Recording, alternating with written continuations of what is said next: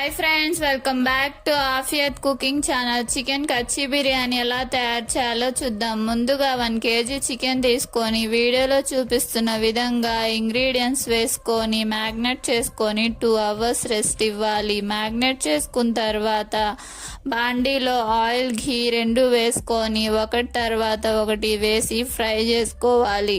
Fry అయిన తర్వాత chicken magnet చేసుకున్న చికెన్ కూడా వేసి చికెన్లో నుంచి వచ్చిన వాటర్ అబ్జర్వ్ అయ్యే వరకు లో హీట్లో మధ్యలో కలుపుకుంటూ ఫ్రై చేసుకోవాలి. ఆయిల్ సపరేట్ అయ్యే వరకు ఫ్రై అయిన తర్వాత చికెన్ పీసెస్ని కొంచెం మసాలాని పక్కకు తీసుకొని కొంచెం మసాలా అందులో ఉంచి వాటర్ వేసుకోవాలి. 1 kg చికెన్కి 1 kg రైస్ వేసుకోవాలి. వాటర్ బాయిల్ అయిన తర్వాత రైస్ వేసుకోవాలి. రైస్ 10-15 మినిట్స్లో ఉడికిద్ది అన్నప్పుడు పక్కకు తీసి పెట్టుకున్న చికెన్ రైస్ మీద స్ప్రెడ్ చేసుకొని 10 minutes దమ్ ఇవ్వాలి.